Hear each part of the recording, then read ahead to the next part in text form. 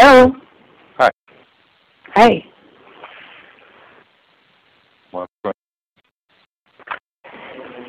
Well, I'm impressed by Obama. I mean, I've been watching him and trying to tell this. Yeah, I don't know if he had a press conference. He did a town hall in Indiana today. Right. But wasn't there some discussion about press conference or something? No, I don't think. Well, are you talking about the discussion I was having about the overall bill? No. I mean, some sort of report that he was going to hold a press conference today. He is going to hold a press conference today, later on today, yes. What time?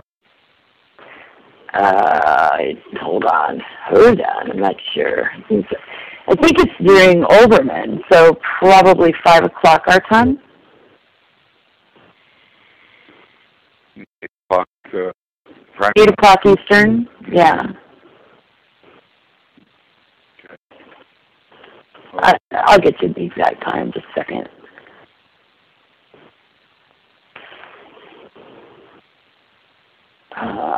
News.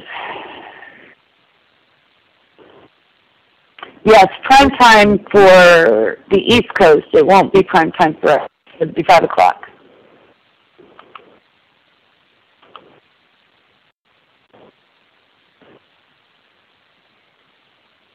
Okay. Well, maybe we should have a show after that tomorrow. Okay. Oh, well, after I can do it. It doesn't matter. Whatever works. Hi, Cliff. Hey, how you doing? Good. What's going on? Well, not as much as used to be going on. Why is that? Oh, well, my status updates. How do you mean? Affected by recent layoffs at my former employer. So. Right. So what are you going to do?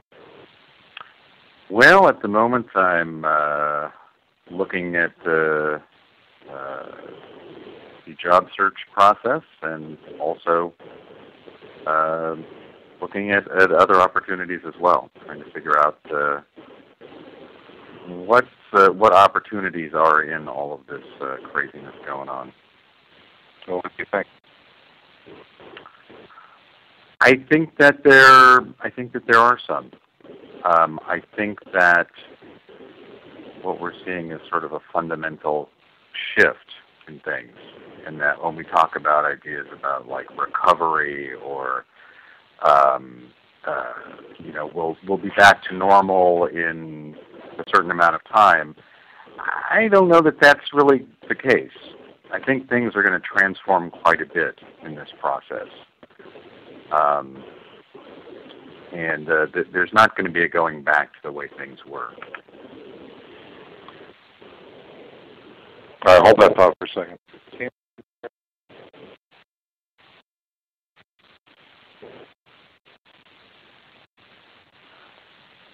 I'm going to put myself on mute so I can hear what this sounds like. Hang on.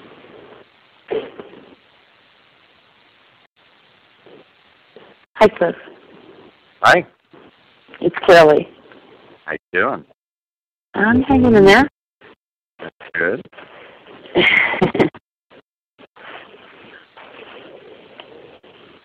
Enjoying our new president's approach to legislation. I haven't heard about what went down today. I heard he was very tough at his press conference or his event today. Yeah, the press conference is at 5 o'clock today. He did a town hall in Indiana that reminded me, of why he was so captivating during the campaign. I mean, he handled all the questions that were thrown at him. Made the mainstream media look like the idiots they are for blowing small things up. It's just, he didn't shy away from any questioning, he didn't duck anything, but he came out swinging. I mean, it was like, you know what, I'm coming to you because this is, you know, we're dealing with Washington here.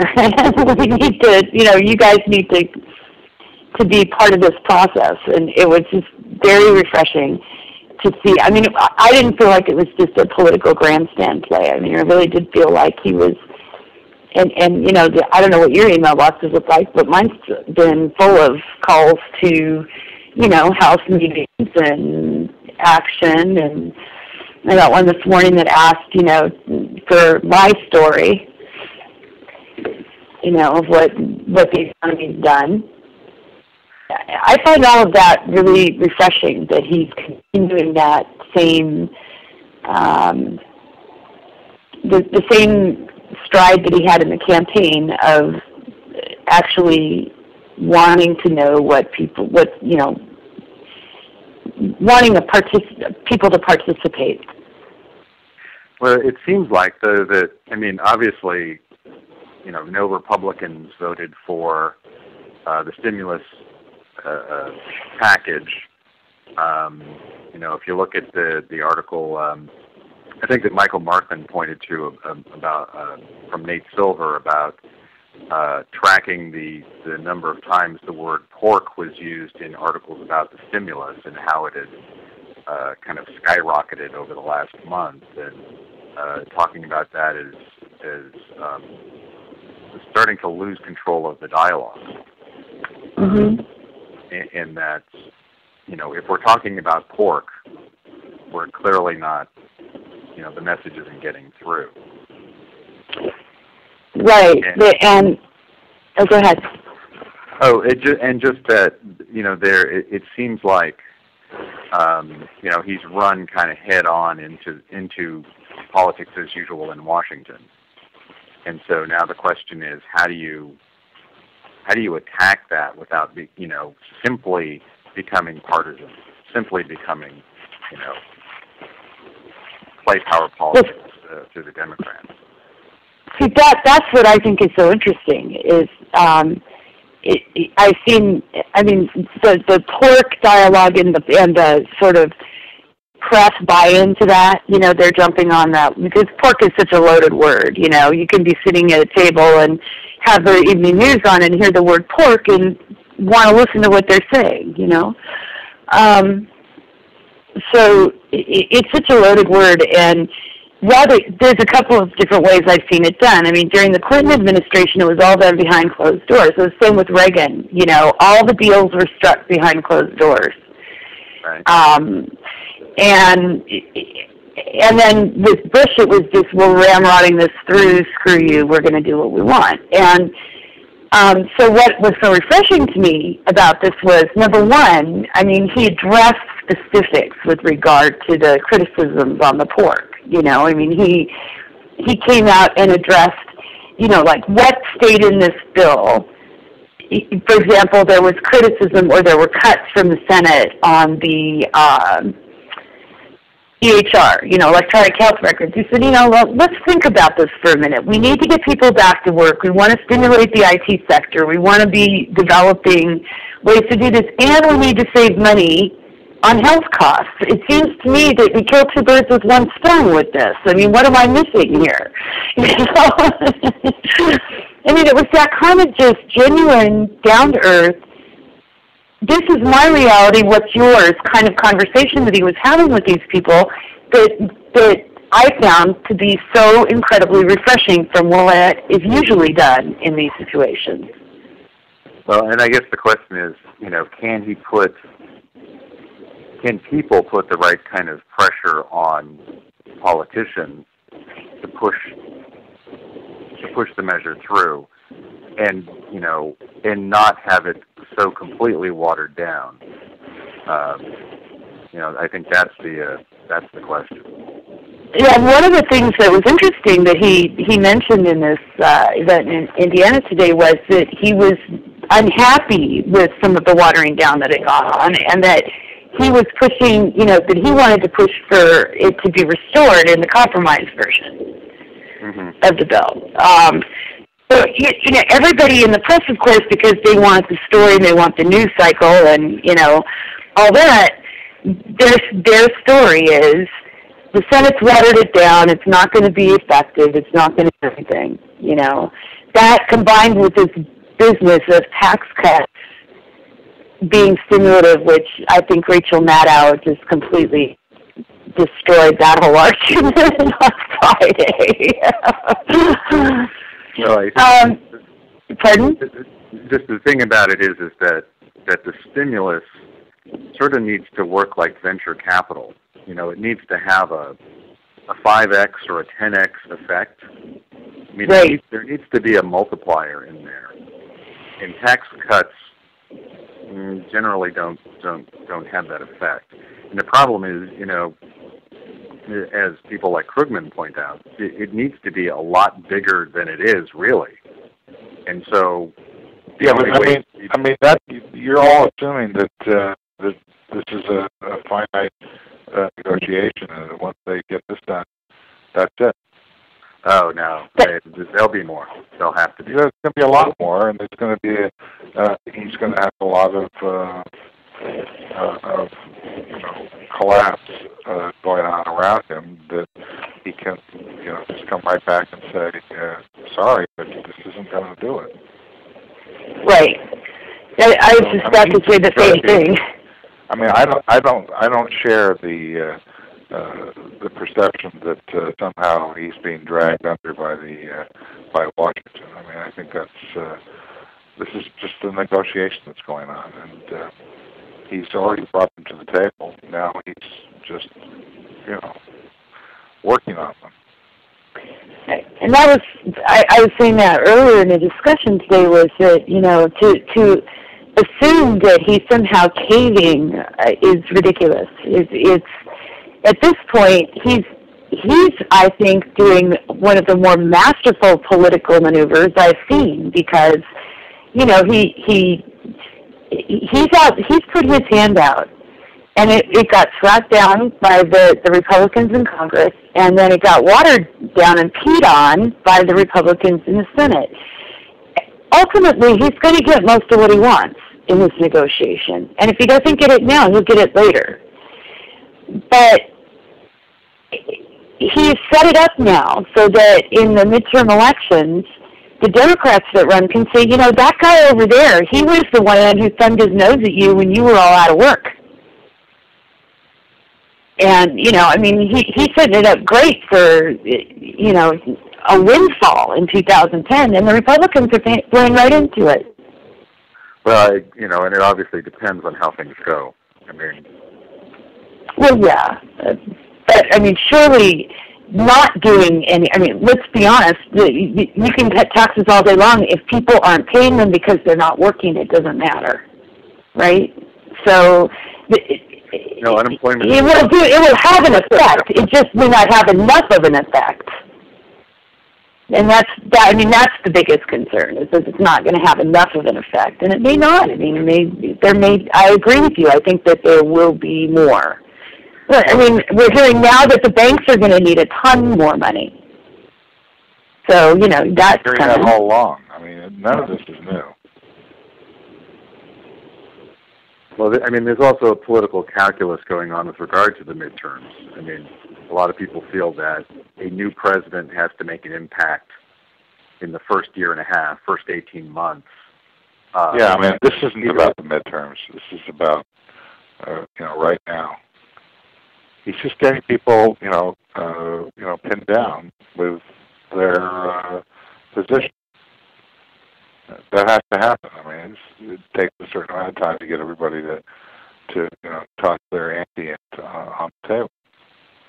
And, you know, he's pretty close to having gotten the first round of chips out there. So I don't see what. I mean, I think that there's, you know, we're just used to. I mean, I think that we're surprised, not particularly realistically, that the Republicans are saying a word. You know, they have no credibility, and most people know it. But you know, the amazing thing to me is that while I think that's true, it seems like the media is picking up this same sort of message that they've been putting out there for years. Yeah, but the media is a bunch of hacks. Who gives a shit what the media says? I mean, really. I mean, I haven't been able to. The only show that I've listened to even a little bit is Steph Mountford. And what is he saying? I don't know. I didn't listen to it the last 2 weeks. But the only mainstream media. I haven't been able to consume any of the stuff that's going on with. Once they got rid of Dackle, the immediate emergency was over. So at this point, there's really nothing that's going wrong that needs to be protected other than the climate state of the economy. And, this is going to take a certain amount of time to get legislation passed. And at that point, we'll start to see whether or not he can come back for more quickly or whether he has to wait. So far, I haven't seen any indication that he has to wait. Those 3 Republicans, all he did was go do a speech to a Democratic group and get a little tough, and immediately 3 Republican senators jumped in. So who was it? The Specter? Specter and the 2 from Maine, Snow, and which they're probably, I don't know about Specter, but the 2 Maine senators were. This is probably they're on the short list for cabinet positions. The next go around. I just don't see any kind of real thing. I'd rather hear your thoughts, Cliff and Carolee, about the what you were talking about before, Cliff, because I think we're basically in the summer doldrums of the political campaign. Yeah.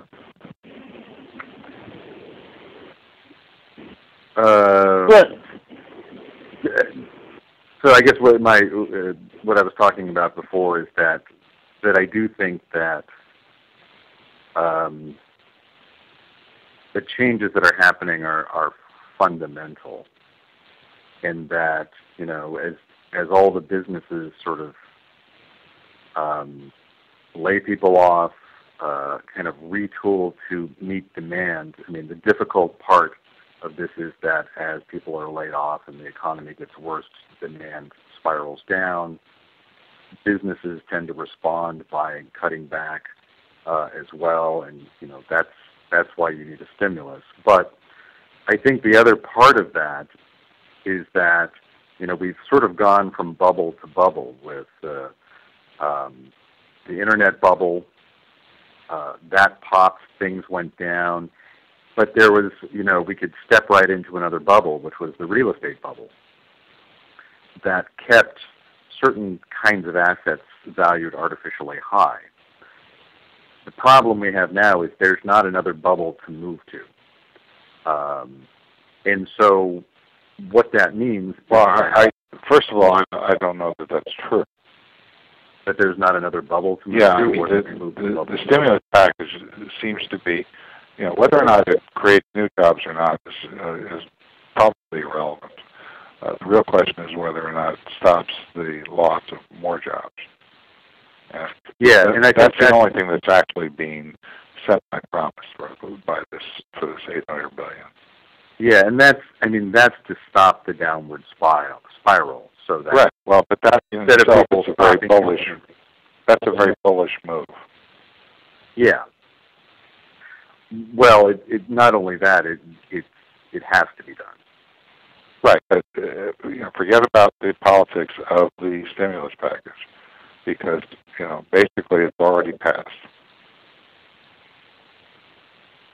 We can argue about Sister Soldier stuff if you want, but I don't think that it means anything. I think that there were a lot of things that were put on the table in this first go-round to soften up the Republicans, and I think it will have its effect over the next 6 months. But just because those things get dropped from the ultimate resolution, that doesn't mean that they're gone or that they were ever intended to be in this original package or to be passed in this original package. Yeah, I think you're probably right there. I think my point is that that because there was, in some sense, some play money that people were dealing with the value of mortgages. Yeah, but what I'm saying that we need to. I understand the point. What I'm saying is that the stimulus package, if it's really just a slow bleeding package, nonetheless, it props up the last bubble. Yeah. Okay. So to say that the bubble's gone, or we don't have a new bubble, hopefully it's not a bubble. It's more of a semi credible recovery / reworking, re-architecting of the economy. Well, and that's where things like modernizing the power grid, extension of the network to the rural areas, probably even things like cloud computing are all going to be sort of fundamental infrastructure shifts that'll change sort of the cost of doing business. That's again, you're using the language and the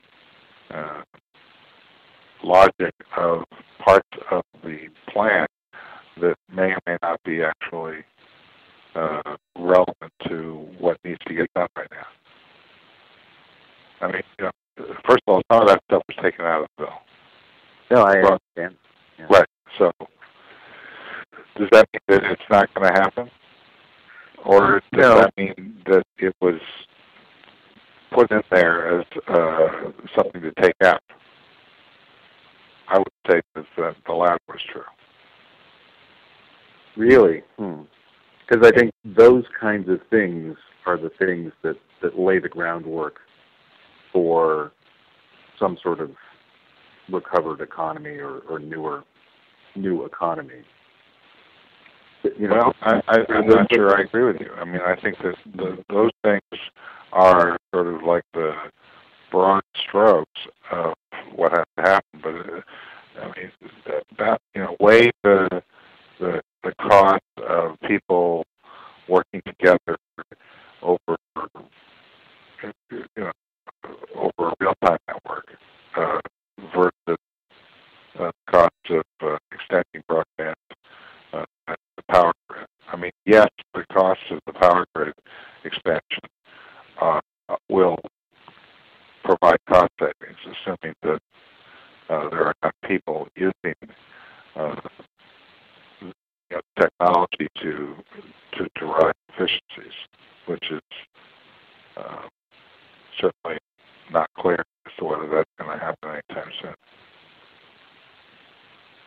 So you've got one thing you've got has the potential for providing some new revenue to some number of people, as opposed to a large infrastructure buy, which is essentially designed, in my opinion, not to provide new jobs, but to stop the collapse of existing jobs. Yeah, and I certainly agree that sort of any amount of spending that's addressing, where the pain points are right now is sort of the fundamental use of the stimulus package. the idea that it can also serve to further other agendas, other plans, other strategies. You know, maybe that's the part that gets wiped out in the first round. But I do think that setting those strategic directions early in a presidency is critical. Yeah, maybe. I mean, I think it's got more value. I think it's more value in you know, laying blame with Republicans, you know, which will start to be costly to them in the fairly near future, and which will help to bring that to line in terms of the legislation that needs to be passed. But whether or not those particular things are, I mean, I just don't. You know, I think that those are campaign promises, and it's not his. He removes them as campaign promises by his difficulty in implementing them with Congress that isn't, you know, doesn't have a big enough majority in order to be able to accomplish it. Don't you think we're still talking about a new paradigm trying to occur in the oldest of old businesses, you know, where you are trying to number one, save something and accomplish something, but, you know, the guys in Washington are trained to just load the pork cannon as fast as they possibly can. You know, Aaron, I understand, you know, this discussion is as old as the hills, let alone the situation. I mean, it just doesn't really, I don't think that, you know, if you look at the way that Obama won the presidency, it wasn't based on, you know, he didn't stop the SWIFT voting. His candidacy stopped the SWIFT voting. His, you know, transparency of what he was, of who he was, you know, made it possible to race bait because he was clearly a black guy. You know, I mean, it was just so. Translate that to what's going on now. I'm just saying he still played the game, as you know you have to when you get to that level of politics. You know, to get to that level already, he had to play that game, and now, I mean, we're taking. I mean, as Cliff was saying, there is a fundamental change going on as far as our economy is. I don't know. I don't know whether there's a fundamental change going on. Well, you know, everybody wants to project that from a political perspective as being, you know, the dynamic, but I don't see any evidence of it. I don't see any evidence whatsoever that there's some new paradigm. I think that what there is, if anything, the new paradigm is Obama. Right. He's president. And he has, you know, special superpowers, which can be used for good or for evil. The chances are that they're going to be used for good. The chances that the entrenched interests in Washington are going to extract their pound of flesh are pretty much 100%. But, you know, when that's taken out and factored out, there's still going to be some new stuff that's going to start to happen, whether it's a paradigm shift or, I mean, I think there's much more of a paradigm shift going on in the technology space than there is in the government right now. But that alone is a good thing. Well, that's made a difference in the past. I mean, the initial... I mean, he got elected based on the technology shift. Right. Well, I mean, and also, I mean, look at what happened to how the economy works once the internet sort of took off. I mean, the first bubble idea. I mean, it was that a bubble? I mean, look at Amazon. Amazon is not a bubble. No, I agree because I use that service as well. But what I'm saying is I'm just using that particular phrase as a point where people can look in time. It's something that has been used by the media to historically sort of mark that period of time. What I'm trying to do is to purge us of this, you know, media bullshit, because it's just It's totally factual and has absolutely no relationship to what's really going on. Well, I mean, the media hasn't figured it out. I mean, they haven't really figured out that there is the media. The media. Who hired them to figure out anything? Nobody. I'm just saying. I'm saying the fact they haven't figured it out. I don't care whether they ever figure it out. Who cares what they think? I'm trying to figure out from listening what we're discussing. Well, it's not issues. I'll tell you that. Okay. All right. So I'll listen a little more.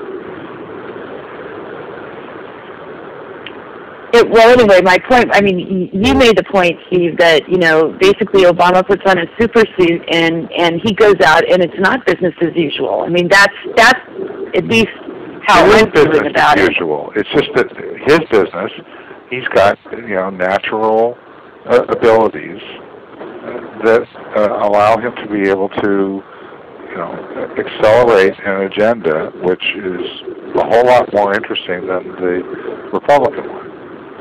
Right. Okay.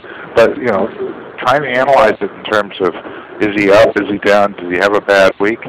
I mean, the worst part of the bad week last week, according to the media, was that he lost Daschle. That was the best part of last week. I agree. Oh, I agree with you. I agree with you because he at least held on to what he had promised, which was kicking out the old Washington bad guys as they turn out to be old and bad, which Daschle turned out to be. It's not whether he's bad or not. I mean, Daschle's not a bad guy. It's just that he acted in the way that many people do act once they get on the dole. Once they, get. I mean, he was fine when he was running for Congress, but when he became majority leader, then that got him his cushy lobbying job, and cushy lobbyists who are former majority leaders don't ride around in Hondas. They ride around in Lexus. Lexi.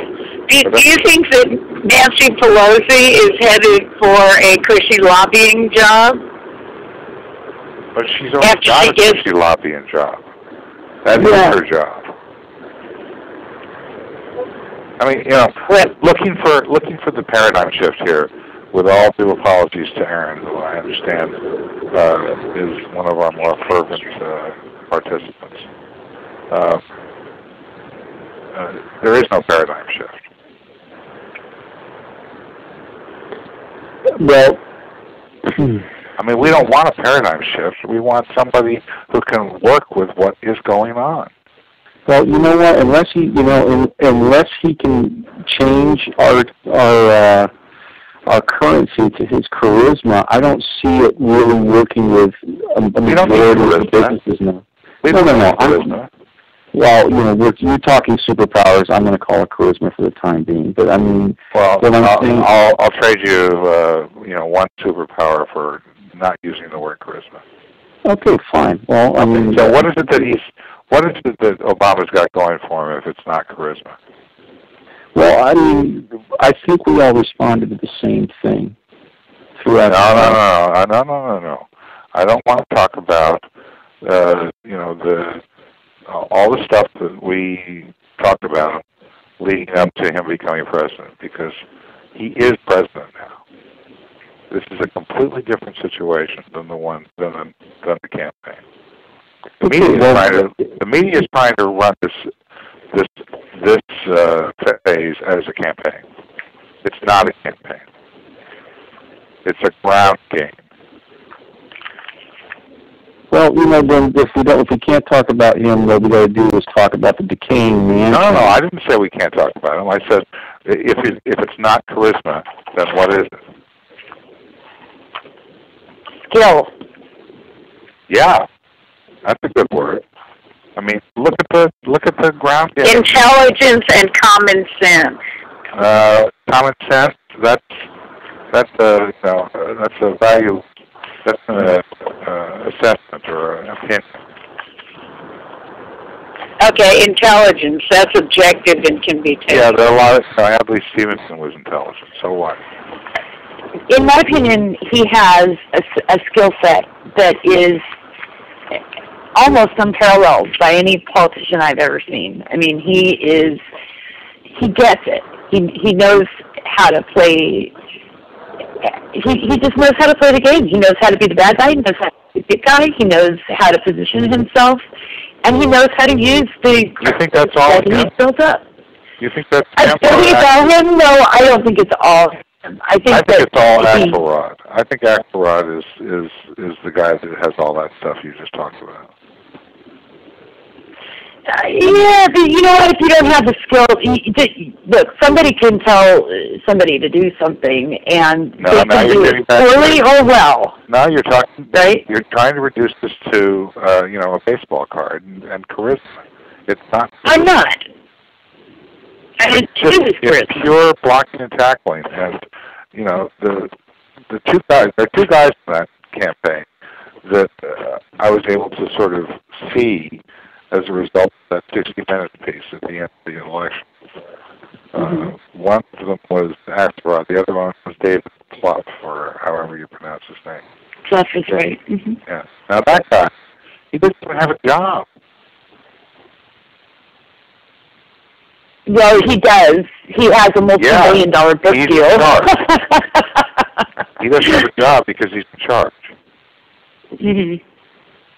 Right? In charge of whatever it is that he did, and got the guy elected. Mm-hmm. Right. So whatever this mysterious stuff is that we can't describe without falling back on charisma and paradigm shift is some pretty powerful smoke. Yeah.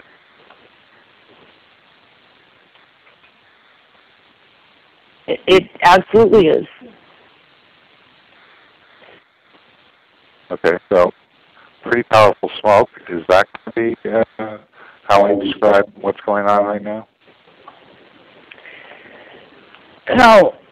No, because that suggests that it's going to dissipate and go away. I'm not sure that. No.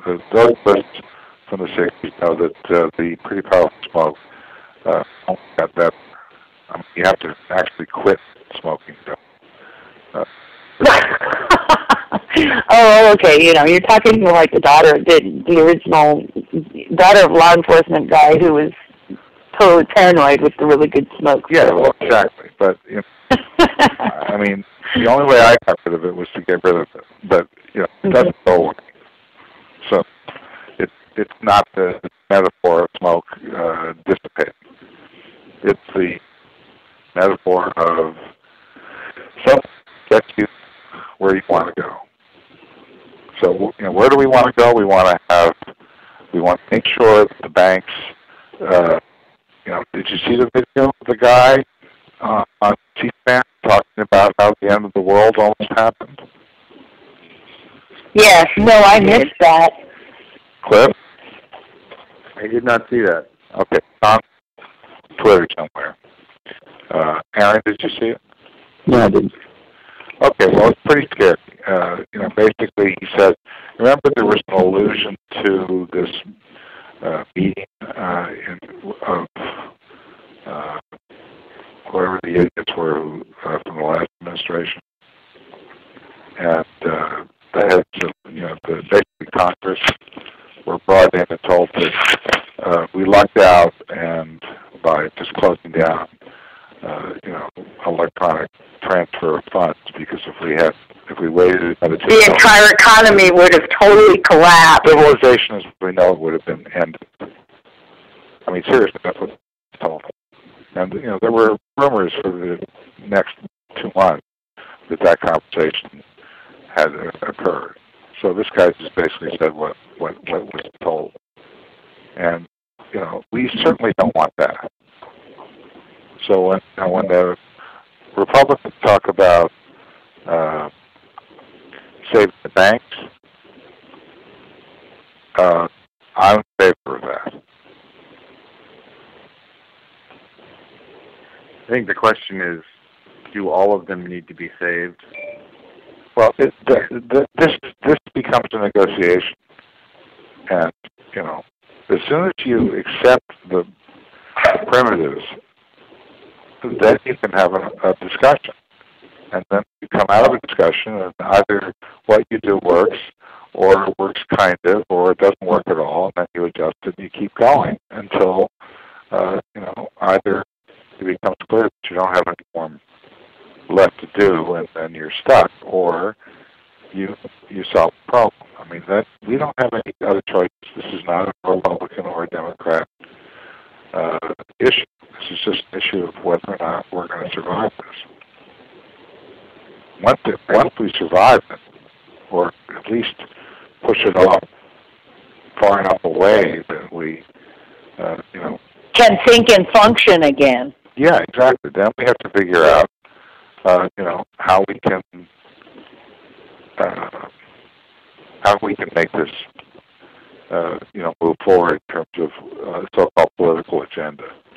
Yeah, did you read that article in the New York Times yesterday, Steve? There was a very long article in the magazine section about how do we, after we save the economy, assuming we can save the economy, how do we make sure that when we rebuild the economy, we don't just make the growth go at, 2% a year, which is never going to help us, but we rebuild it into something that can really move us forward over the long term. No, I didn't read that. Well, it's a very interesting article. I mean, it sounded like very similar to what you just said. That's why I brought it up. So, the question is, Aaron, again, what is it that, if you don't want to call it charisma, I'm not suggesting you replace the word charisma with another word. Just talk about what Obama's strengths are, without resorting to the great black hope. I don't know, because in a way it remains to be seen. I want to see, I've already seen. You say it remains to be seen. He got himself. No, listen. You know what? I mean, he got elected. Great. Let's see if he can deal with these knuckleheads on Capitol Hill. Well, he's one of those knuckleheads. So what do you mean? Yeah, I know that. But as a group, as an unruly that's not his job. His job is to be Obama. His job isn't to be the top 100 knuckleheads in Congress. His job is to be the leader of the knuckleheads. No, his job is to use his whatever leverage he has achieved to further the survival of the species. What I think he should have done is he probably should have nominated the 20 top criminals in the Congress as his possible cabinet, vetting them, exposing them, and getting them the hell out of town. Well, he did do that. I'm saying he got 2 of them, right? Well, how do you know how many he got? Well, you know what I mean. Well, there's a strategy. So now you're talking. Now we're getting past the shimmer of hope into something more realistic. That is helpful. I mean, that is extremely helpful to try to get some of the. If the main thing that anybody on this call really believes is important is healthcare. The rest of it is bullshit. Everybody on this call is intimately connected to this.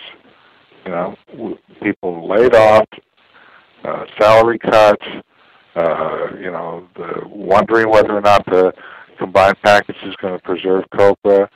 What's the length of time that would go back? These are all directly related to our economic interest. Yeah, not to mention the fact that healthcare is now 17, soon to be 20% of our GDP.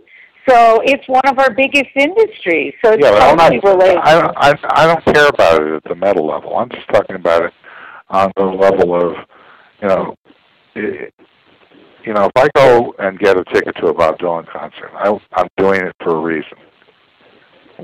What is that reason? You like Bob Dylan? No, because want to hear Bob? The answer is because I like his voice. B answer is because I like his guitar playing, except in the years when he refuses to play guitar.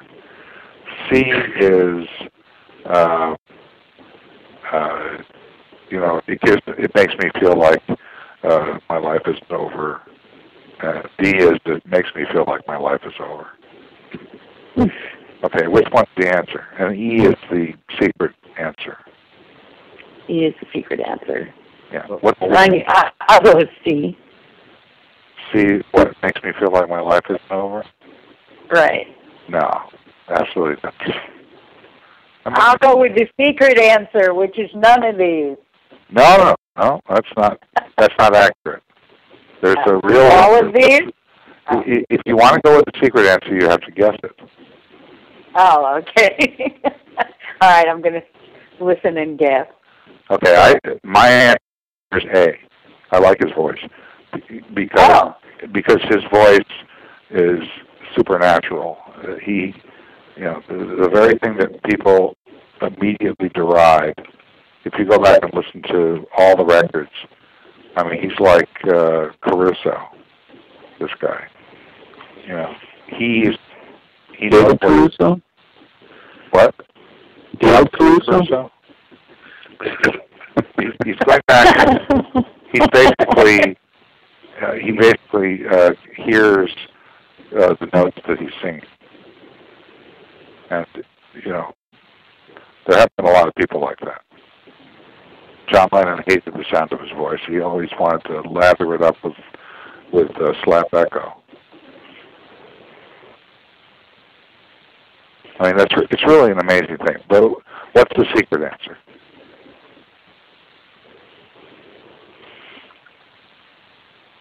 You know all your friends will be there? No. Are you going to be there? Yes. When's he playing next? I don't think he's touring right now. It's called the Never Ending Tour. He's never not touring. Oh. I think he's in Australia at the moment. Mm-hmm. Oh, I see. Okay, so you mean, am I going to Australia to see? Yeah, my point is that we're not going to. I won't see you at the next Bob Dylan concert because neither of us know when it is. Okay. All right, but so that's not the answer. But there is an answer, which is I'll give you the answer. The answer is that this is one of the most important human beings on the planet, and any time you have the opportunity to get in the same room without having to commit an illegal act, you should do it. I mean, David Sanborn did a record of an homage to Hank Crawford. Hank Crawford, died last week. There's no time to waste. So as far as Obama is concerned, there's no time to waste. So what is it that we're trying to do right now? The biggest issue is health care. What about health care? Well, there's lots about health care. Yeah, but what's the big issue about paying health for care it. right now? No. Paying for it. No. Being covered by it. Having access to it. Covered by it gets closer than the other answers. Yeah, universal human rights. It's about in being protected from being destroyed by the lack of it. Right. All right. If we can calibrate pretty much any level of what's the word for the money that you have to lay out before it goes into effect, The deductible. What is it? The deductible. Deductible. Yeah. Essentially, if I had the opportunity to be able to have an enormously, virtually unlimited deductible, but it did allow me to be covered. That another word for that is catastrophic insurance. Right. You pay for everything up to that deductible amount. Right. And then you are protected from catastrophic expenses that could wipe you out. Right. As opposed to where we are now, which is that there's no way of calculating how much money you need to postpone the inevitable. Right. There's multiple deductibles. There are tiered coverages after that point, and then there are thousands of exclusions depending on your carrier. Right. And the issue is, this isn't about paying for the worst result of all of these possibilities. It's about allowing someone to calculate what it's going to take for them to be reasonably secure in knowing that their ability to be able to take care of themselves and their family is not going to be destroyed by a random illness. That's the number one issue of the campaign and in this country. I don't know that it's perceived as that. I don't care. I don't care what the media says it's about. I defy anybody to come up with a rational argument. You know what? I just have one point to see if we can kind of tie the first part of the conversation in the second. So what are we doing? Are we in a position where we're going to try to save the banks in order to take on health care? No. Are we creating? They're not mutually exclusive. It's just I'm just saying. You got to do a little house media. The media talks about stuff, and we, some of us react to what the media says. I would like to take that part of the equation and table it, because I don't think that it's useful. I don't think the media has a clue about any of this, and I think they're completely biased. And they're becoming more and more frantic as they have less and less security, which automatically leads to their paranoia about health care, which is what the issue is. And to that point, I think that if you look at the actual bills that are on the table, Congress does understand that there's an inextricable tie between healthcare and the economy. At least the Democratic Congress understands that. I was gratified to see COBRA continuation be as prominent in this stimulus package as it was. Obama's central campaign promise was that pre-existing conditions would be covered. Right. He never said anything that contradicted that. COBRA is a mechanism for a temporary coverage of pre-existing conditions. That's true, but the understanding that also, as there's jobs being hemorrhaged, people can't pay for COBRA. I mean, the statistics are astounding. And some people's COBRA premiums are 84% of their unemployment benefits. Yeah, I mean, ours are. I mean, it's outrageous. But that's not the point. The point is that there exists a plan that allows for government-mandated coverage of pre-existing conditions. Now, whether or not it's impossible to be able to afford is a secondary issue. The primary issue is there anything that the government has been able to enact in the last 100 years that has any kind of bearing on this issue? So far, it's just that. Unless you're over, 65, you're covered by Medicare? Well, and the HIPAA continuation in the pre-existing conditions was also... HIPAA requires, in order to be covered by HIPAA, you have to pay for COBRA. That's right. Right. So you have to continue either that or get a job, in which case the ticker starts over again. Right.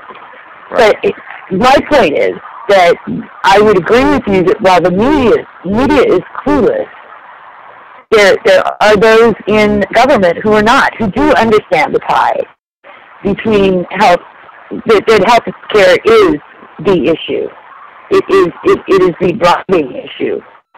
And that's why they started here. I don't really care about what people in government who realize the obvious. So what? Well, it's a start. It's not a so what. It's not a start at all. I mean, people have known that there was absolutely only one thing. I mean, that was. I don't even know the history of how COBRA was passed. The point is that it is. You don't need to know. Well, I can assume that it was, sausage making at the extreme. But the point is that that needs to be preserved. Number one, if Obama was to retract his campaign platform of coverage of pre-existing conditions, he would lose everybody in this country in one fell swoop. But COBRA would exist whether it was in this package or not, Steve. I mean, it's not going to go away. No, that's not what I'm saying. What I'm saying is that he campaigned the fundamental promise that he made. If he was to back away from coverage of pre-existing conditions, he would lose the core of his support. Okay, understood. But how is it? My point is though. So he's not going to back away from this. So it's not a surprise to me that in the bill that he put forward that there was, I believe 67 or 61% coverage of the cost. 65%. Right. Well, that would make a huge difference to everybody on this call. Yeah. And it would have a ripple effect. Somebody listening on. Okay. A ripple effect in terms of the job market as well. Because if this was covered, then you wouldn't necessarily need to have traditional jobs. You might be able to move into the real-time economy, which is where Cliff started this conversation, right, Cliff? And I think that's exactly right. Is that we okay?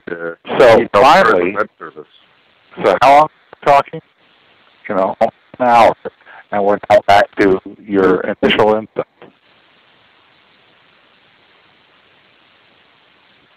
That happens to me a lot. Yeah, well, my first thought is always the best one.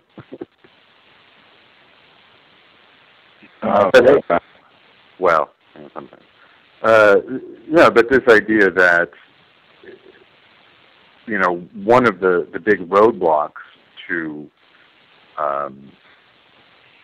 innovation, to going off and trying to do something with the real-time economy, or real-time network, is that there's no health care. You have to put that package together yourself, and it can be a pretty expensive proposition. And if you want to have what Francine's calling the gig economy or any of these kinds of things, there's got to be a solution for that. There's got to be a way to hold that thing down. And right now, it seems like there's a good one. Yep. Say that. It doesn't seem like there's a good solution right now. Well, in terms of part of the real-time economy, I mean, it took 3 to long call. I don't believe that I'm spending any money on it, other than the cost of my phone bill, which when I switch over to Comcast, voice will apparently be free on top of all. Yeah, but what about your time and the opportunity cost? what about the time? Opportunity cost we'll get to in a second, but the time, you know, if I believe, as I believe Cliff believes, that the real-time economy is the best thing I could be doing with my time, then there's almost no cost to this, and in fact, lots of opportunity. Yeah, no, I think that. So opportunity cost is the same answer. You know, what could I better be using my time on right now? Probably nothing. But I have an addition to this. But if I could think of it, then I wouldn't be doing this. I'd be doing that. So I mean, it's sort of asked and answered, basically. Okay. Well, Cliff, I have health insurance because I am over 65 and I am on Medicare, and I'm not sure that I feel freed or emboldened to participate in the real-time economy by the fact that I have Medicare, because Medicare doesn't necessarily guarantee my health. It guarantees my access to care if I get sick. But I think there's a much larger issue, which is how the whole healthcare system is structured so that people don't get preventive care and they go to the doctor only when they're sick. Well, I don't agree with you that that there's a much larger issue than being protected from catastrophic collapse if we get sick. I think that the issue that you're talking about trying to manage a broken healthcare system or trying to figure out how government is going to solve those problems, or any particular group is going to solve those problems, you know, I think chances of any successful solution to those fundamental questions is zero. However, success, if it's not calibrated as fixing, but rather doing better, I think that there are a whole number of things that can be done about a lot of things, and that will happen. And if you've got, you know, intelligent, you know, people in office and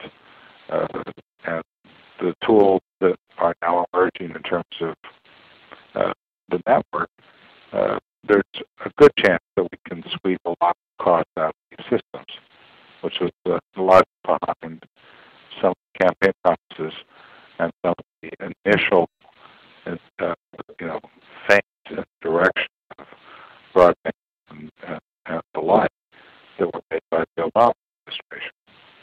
But it doesn't mean that the most important thing we can do right now is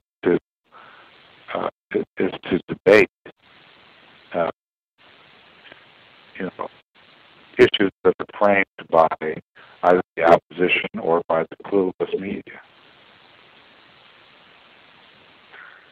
Yeah, I think you have a point there, that there's, you know, the question is, what's the next increment that will make things better? Right, period. As opposed to boiling the ocean and trying to fix something. Yeah, I mean, we're not going to boil the ocean. There are all sorts of people who are going to make sure of that, including Obama. I mean, you know, the reason that he got elected was not because people thought that he was the man from hope or whatever that, you know, shtick was. That's not why he got elected. People bought the idea that he was more likely to have, you know, some answers than McCain, who was walking around, you know, facing one way and farting the other. I mean, it was just insane. I mean, the world as we knew it was collapsing, and he was saying, "Oh, we're in great shape. Oh, we're completely fucked. Oh, we're still in great shape. Oh, you know." It was insane, and you know, it was an easy vote.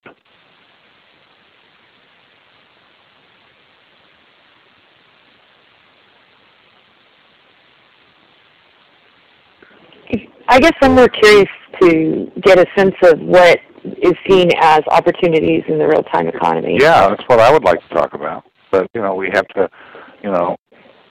plow through all this, what the media thinks bullshit.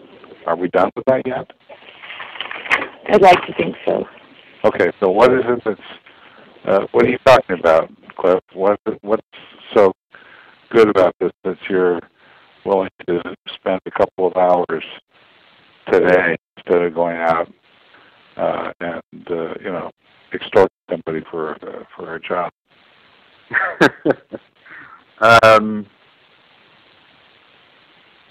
I think it gets back to this this idea that there are opportunities out there now that there weren't before, and the ability to put them together, is not going to rely on big dollars, venture capitalists and selling portions of companies and ideas and so on. That there are other models that could work now, and maybe they're not, giant ideas like Google and Microsoft and so on. But I think that there are ideas that are of a reasonable size that could turn into a livelihood. And I don't especially have any ideas at the moment, but I haven't had really the time to even think about them. Now that I do have the time, I think it is worth exploring and thinking about them. And what is it that we've all been sort of doing for this last year or so? Well, we haven't been doing this for the last 6 months at all. Yeah. So, what was so important about it that, specifically, what is it? I mean, the first time I brought up micro-communities, I got shouted down for 2 nights.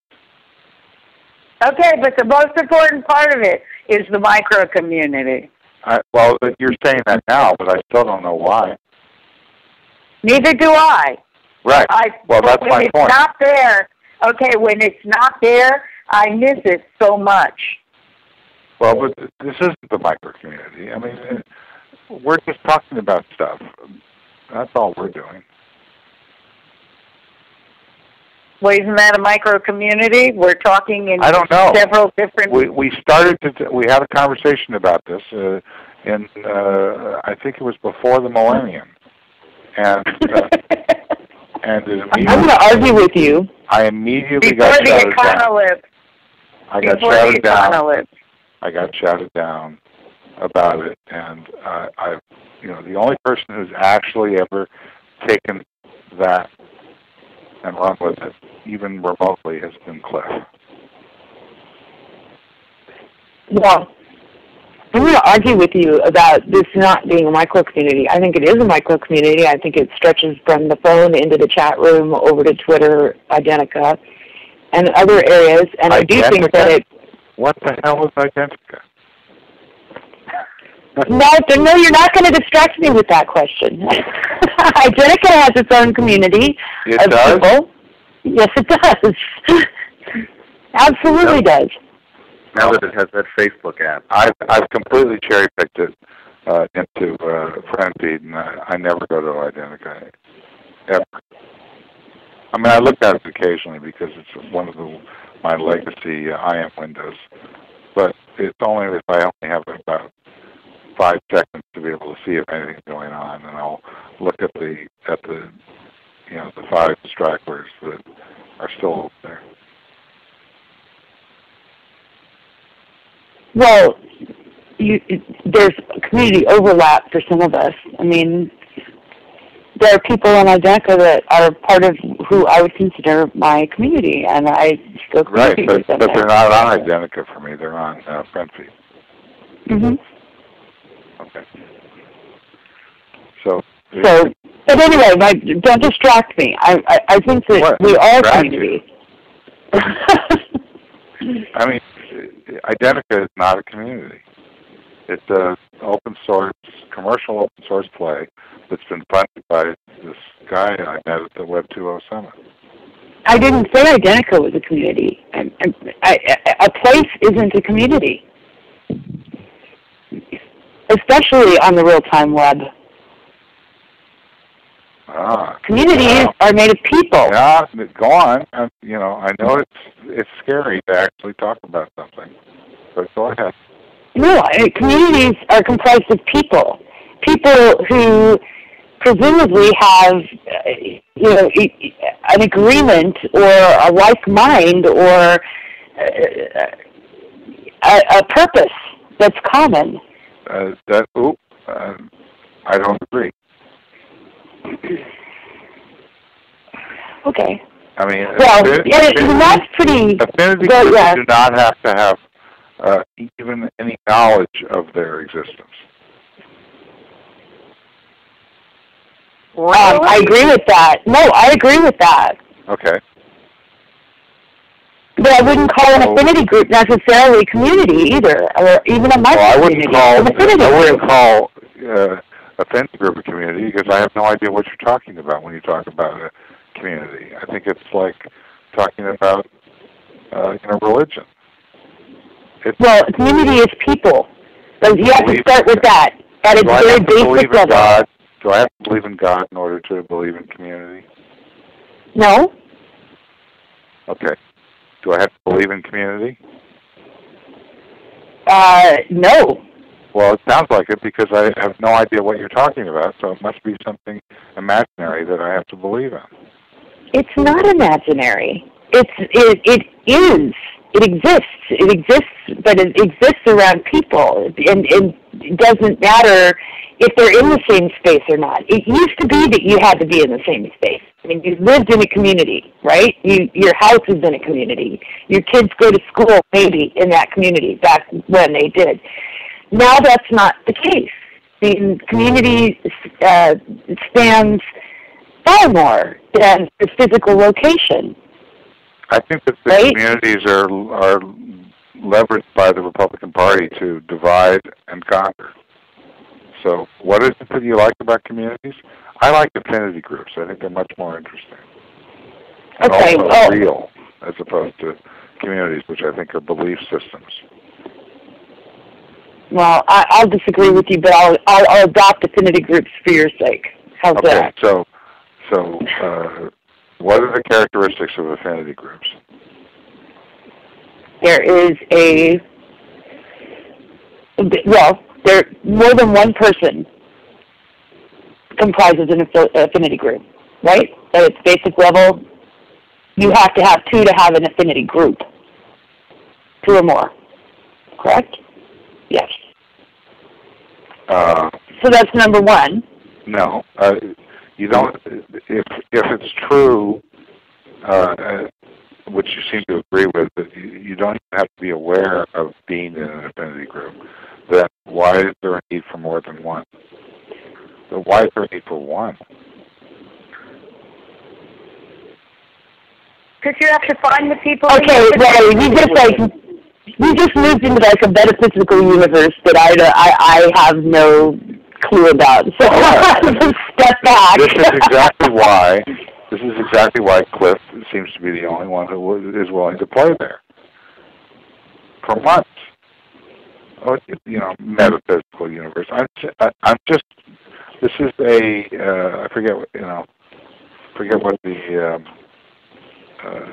methodology that I'm supposedly using is, but I said a fact, which is affinity groups do not depend on the awareness of the participants for their power. That's right. And they don't necessarily, because it happens that if their participants are aware of each other, I think they have more power than if they're fragmented. Maybe, but not a particularly greater amount. And most of the time, when people become aware of their power, they start to game it, and they lose their power. So I wouldn't necessarily agree that there's any significant advantage to being aware of being in an affinity group. In fact, I think that there's an advantage to not being aware of it, but rather, encouraging the leveraging of the affinity groups of which you're a part, without becoming self-aware of it. You lost me. I'll let somebody else maybe push. I understood that. Okay, let me take that up, because I think that's an interesting point, and maybe it goes back to some of these ideas of attention and gestures, and what's an authentic gesture, and what's a games gesture, a gesture made for some ulterior motive. It's not a genuine expression of interest in something in particular. So in this case, someone who's aware that they're a part of the affinity group might want to marshal that power and then and therefore make certain sorts of gestures into this stream of data in order to skew the results, to game the system. And as soon as that happens, the power of it is sort of lost, because then it's purely political. It's purely gameplay. Whereas if people are making authentic gestures, saying, I really like Bob Dylan's voice, that actually has some value. Because what's the value, and how do you derive a system that is aware of itself without making the participant self-conscious? Boy, that's the... Well, I mean, there are certain rules. They call it the tragedy of the commons, right? No. It's like, Google has to try and stop people from gaming meta tags and, doing SEO to raise their rankings. Because but that's based on a system that harnesses those votes. Right. Links are the ultimate gameable commodity. Sure. Okay, so am I going to try and fix a broken model? Probably not.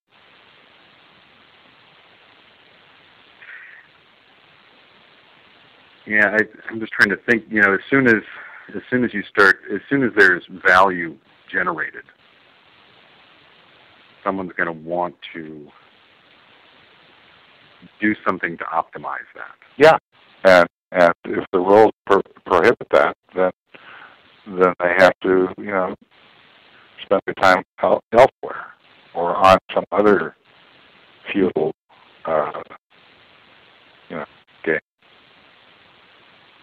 If the rules state it's none of your damn business who's saying what, but that the gestures are being harvested and are made available to those that input them in an aggregate fashion. This is called the rules and regulations of attention trust and the gesture bank and NewsGang.net and and future iterations of that project.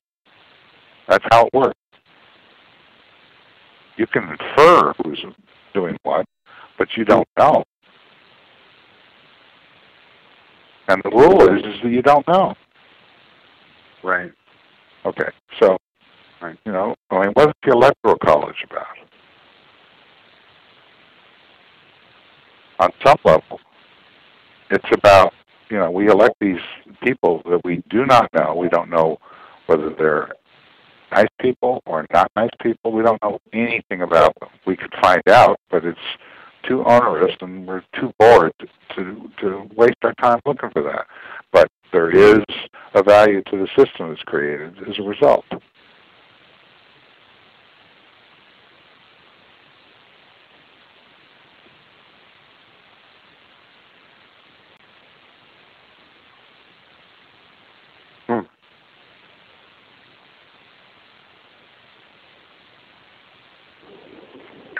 So it's in this scheme, then it's the anonymity and the uncertainty actually about how the gestures affect the outflow of the stream. And here I'm talking about NewsGang. .net. Yeah, well, you're talking about the whole problem, not just NewsGang.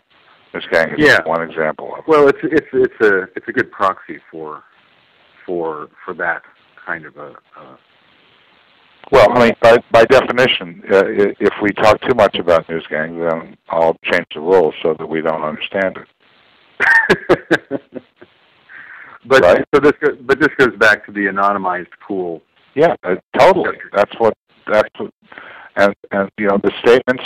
You know, everybody goes to the same conclusion, which is that if we knew who these people were, that somehow that would optimize and provide more value to the system. Patently false. So let me ask a question, interject a question here. Is a micro-community different from an affinity group?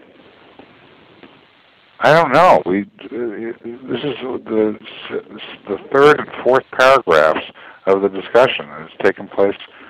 There was one paragraph, and then there was a 1-year hiatus, and now we are not talking about it again. So you tell me. What do you think, Mike? Well, I would argue that based on your definition, no, that they're two different things. I didn't define micro-communities. I defined affinity groups.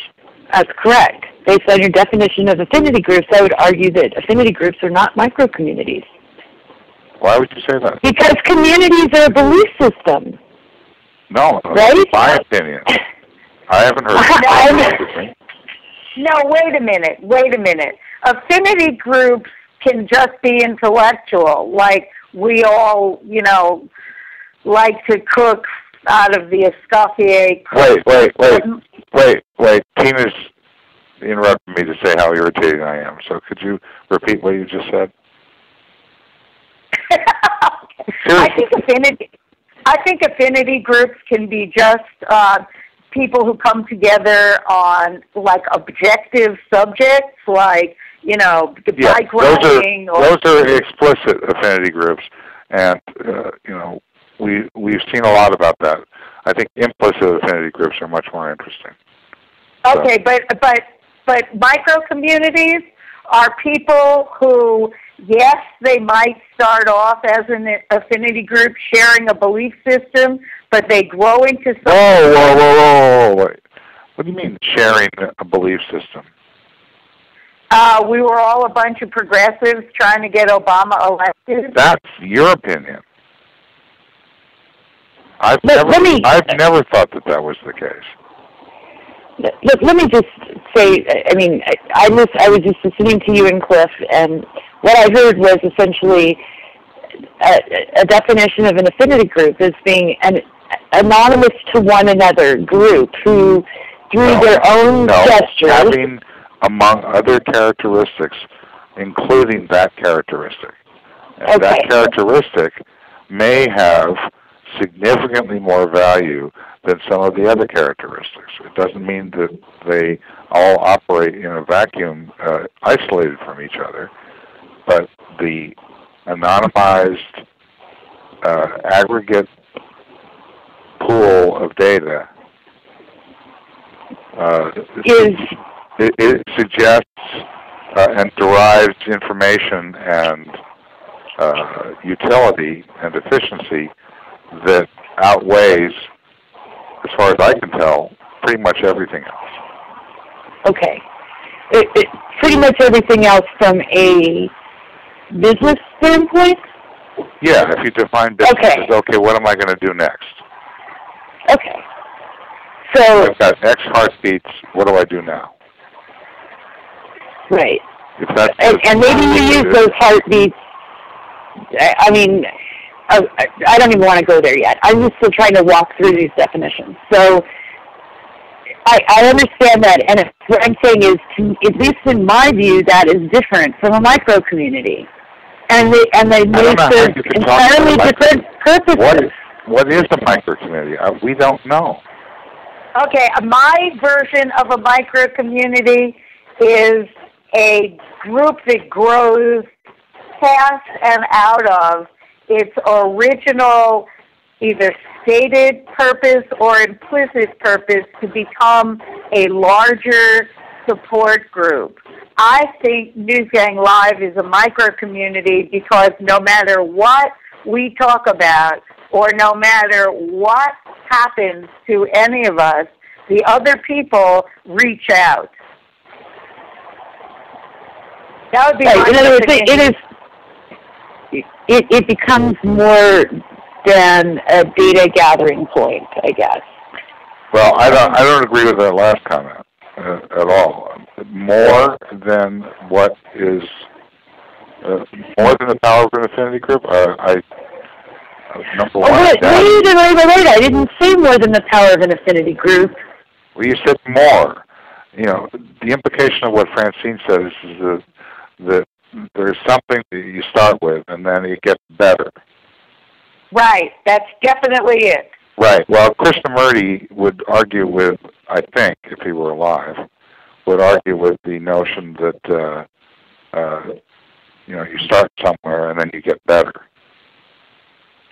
I mean, I don't. Okay, that's a the construct. interconnectedness. That's based on a value judgment or an assessment of the value of something. Okay, never mind the value. Take the observation. The interconnectedness of all things becomes manifest over time in a micro-community. Well, what is a micro-community? You know, you're describing something which, you know, I mean, it's been brought up a couple times, but no one has ever, as far as I can tell, ever said anything more about it other than, you know, what it is. Well, I just said it is. Well, I heard what you said, but I didn't hear other people agreeing with you. That doesn't mean that you're wrong. It just means you said they're probably something. not yoga teachers. Well, I don't know what that means. Well, I mean, I believe in the or physicists. I believe in the quantum physicists. I believe in the interconnectedness of all things, and I think that if you explore that, if you hang out with a group of people that you start out with one affinity for, you will ultimately make manifest the interconnectedness of all things. Well, I think you're wrapping up affinity groups with what your notion of community is, and I was trying to dissuade us from doing that because I don't know what community means.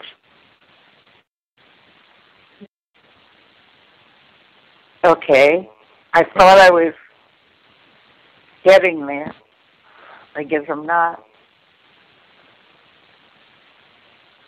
I know it's difficult to have to, you know, listen to some arbitrary asshole, namely me, you know, say that I don't know what community means, but I don't.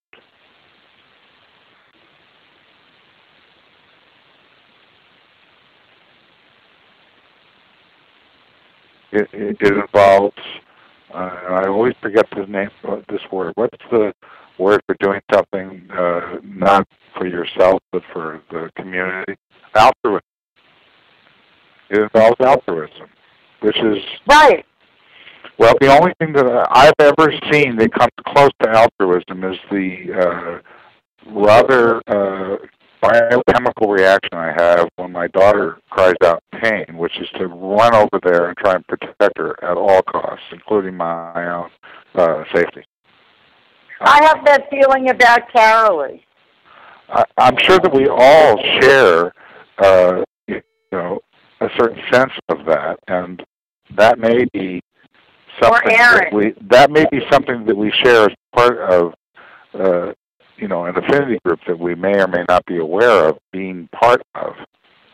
But to call that community is suggesting that we have this imperative that exists on some sort of rational level, which I just don't believe is necessarily true. I mean, I just don't see it. There are reasons why people do things.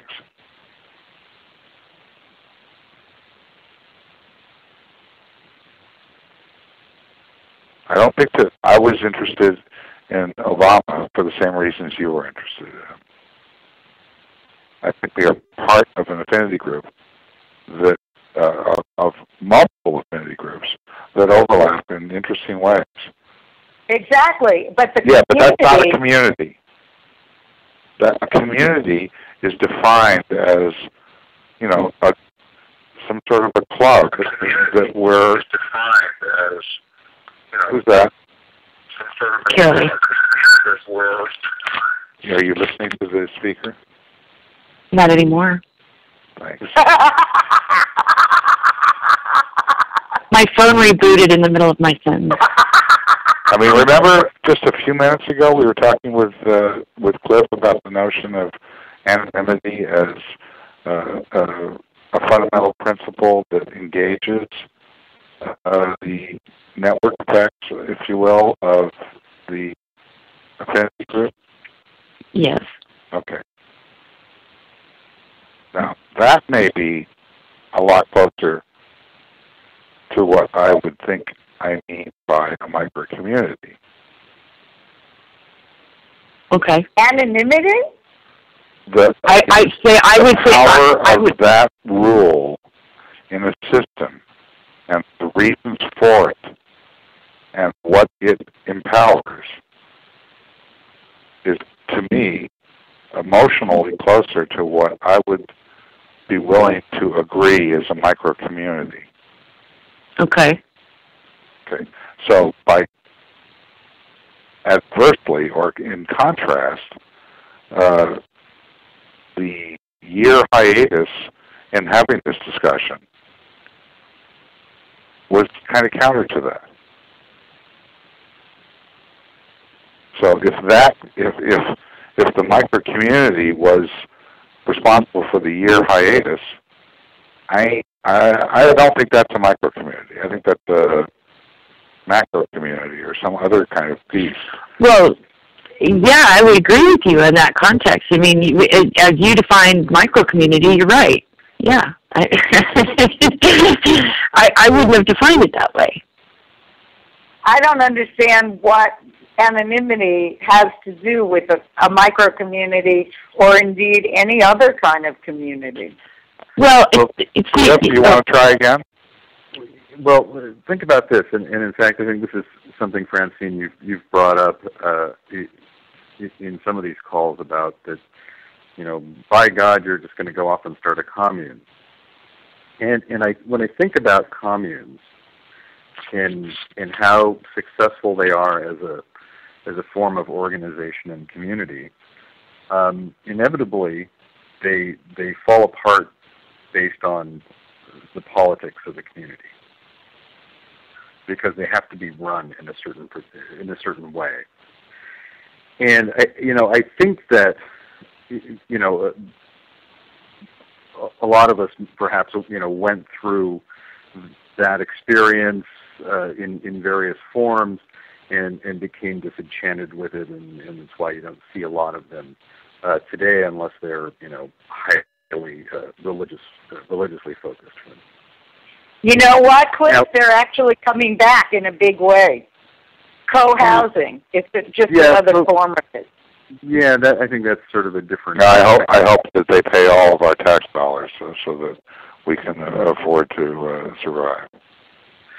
But I think that the question, though, is if you were to try and take the politics out of that, if you were to try and take the gaming of the system out of it, or the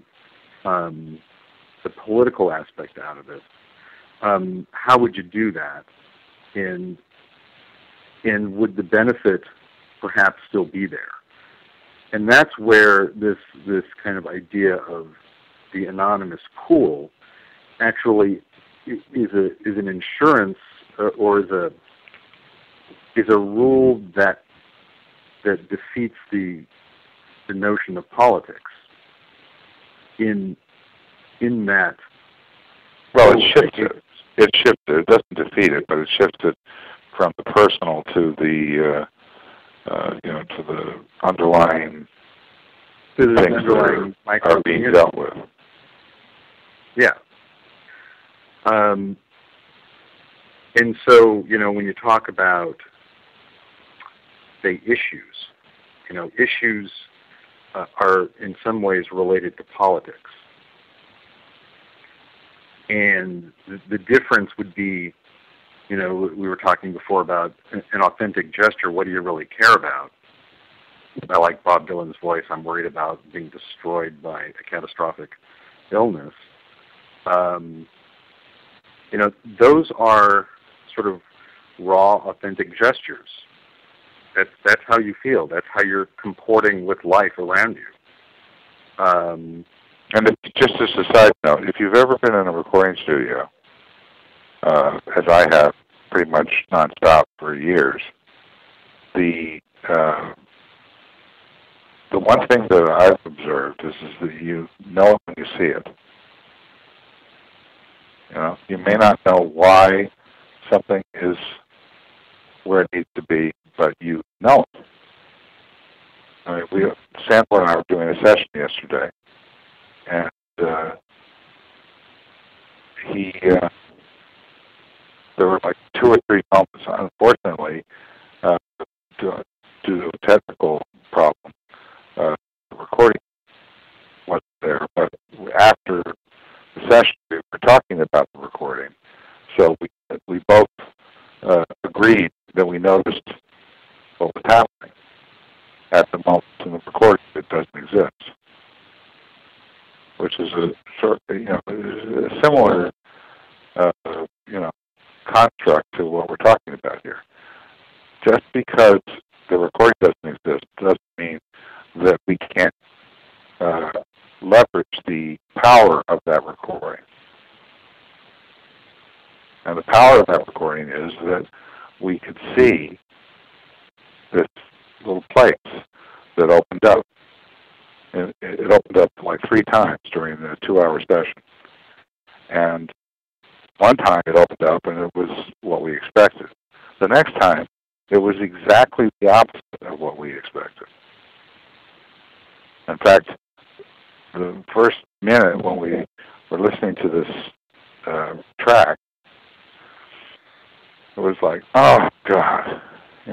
I mean, there was a visceral kind of like, oh, God, this sure as hell isn't going to be it. And then, all of a sudden, boom, there it was, staring us in the face. Now, these things are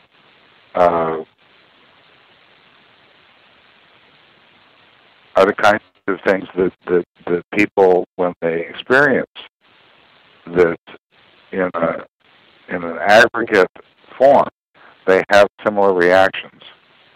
And those reactions have, the similarity of those reactions forms kind of a fingerprint or a signature that you can use to help define the direction that you and other people, for whatever reasons, maybe want to go. So it does have a political effect, but without the deficiencies of the personalized political dialogue or monologue that exists in this country, and which is perpetuated for the most part by the mainstream media.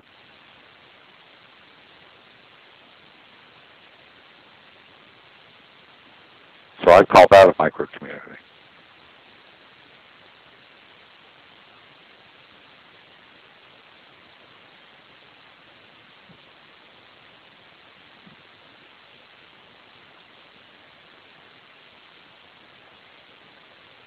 So I just described something, whether you agree with me or not, is not super important, because there are some people who will, and I think we probably all do agree with it.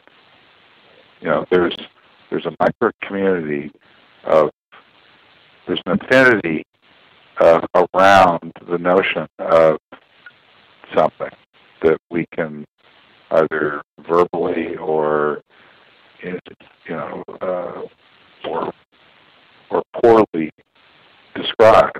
But nonetheless, it has power, and that power can be harnessed to attract groups and provide value to groups that can turn around and be harnessed for economic activity.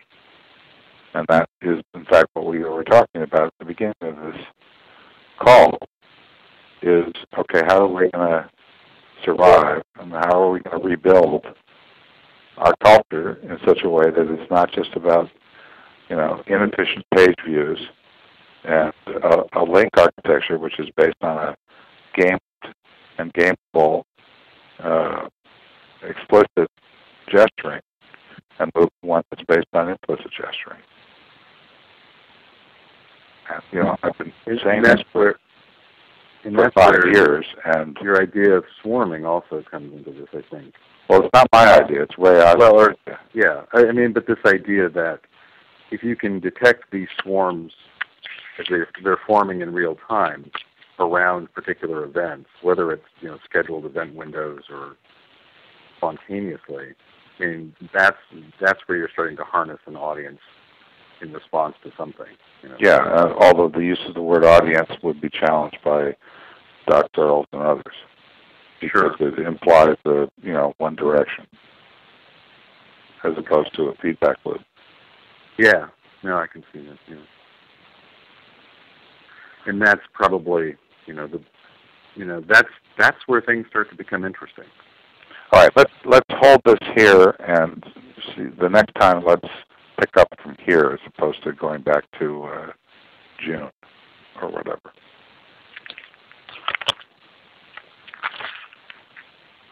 Fair enough? That sounds good to me.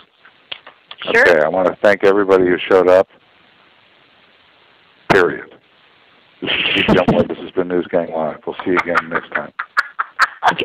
Bye. Bye. Bye.